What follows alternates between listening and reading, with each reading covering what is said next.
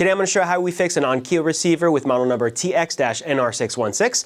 Right now I have a Fire Stick plugged into it that is also connected to our monitor. We have a speaker, but no audio. When I navigate through, we should be hearing clicking, but we do not. I already removed the cover of the receiver. One trick I'm going to do for diagnostics is I'm going to be heating up one of the chips. Now the chip I'm going to be warming up is our Texas Instruments chip over here, and we'll zoom in on it in a bit to show you exactly which one it is. If you're not sure how to remove the cover or the HDMI board, I do have a tutorial video available, which will be linked both at the end of this video and in the description down below. And that's been about 20 seconds.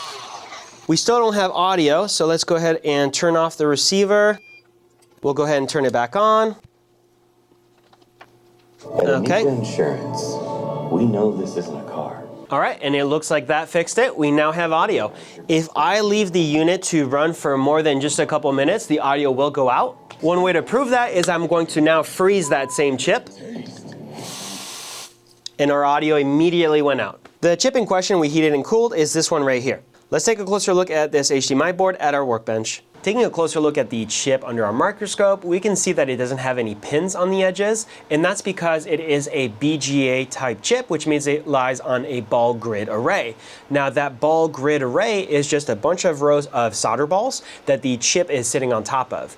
As the receiver turns on and warms up, everything wants to expand, and as it's turned off and everything cools down, everything contracts. That expansion and contraction is called a thermal cycle, and that can put a lot of stress on those solder balls. Eventually it will crack them and make it so that the data can no longer flow through it. That's why when we heat it up with the hot air, we are creating thermal expansion. We're temporarily reconnecting the solder bonds, and then when we cool it off, everything's contracting and we're causing that separation so then the audio can no longer pass through. Now in order for us to properly fix this circuit board, what we're going to need to do is use our rework machine. What that's going to do is simultaneously heat up the PCB from the bottom and the chip from the top until we reach that solder's melting point. Those solder balls will then melt and we'll reform a good bond. Okay, now as you can tell, the area is kind of dirty, so I'm gonna go ahead and spray some isopropyl alcohol, and we're gonna go ahead and give it a little bit of a clean, get rid of some of that dirt and dust that's accumulated. Okay, that's a little bit better. I've already preset most of our machine, so we're gonna line up our chip with our laser right there. We're gonna line up our top heat with that chip. Now you won't be able to see this part, but we also have our bottom heater I'm just adjusting here. We already have our set profile, so we'll go ahead and get started. Of course, we'll turn on our fume extractor. Now this heat profile will take about 6 minutes, and in about 1 minute or so, we're gonna add some flux to that chip. All right, we've now reached about 110 degrees Celsius. I'm gonna go ahead and add some flux.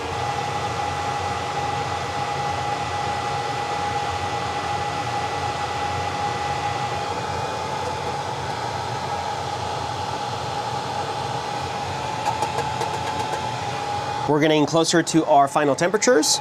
Now I don't think we're quite there yet, but I'm gonna try prodding.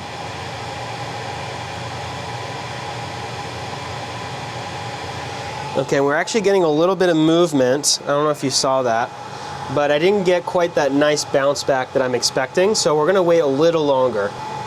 All right, let's give that another try. Okay, that was a good one. We had really good movement. So because the chip bounced back so nicely after I nudged it, that tells me we had really good flow with those solder balls. That initial nudge I had, I didn't have a very good bounce back. We'll go ahead and let that cool for a few minutes. All right, we've reinstalled our HDMI board, and obviously our audio is working, as you can hear. Now to prove to you I did not already preheat this chip, let's see. Right now it is at 41 degrees Celsius. We're gonna freeze it. Audio is still working. This is the live tab to easily access. And now it is negative 23 degrees. See what's on now by selecting. And our audio is still good. Simply press the guide button on your remote.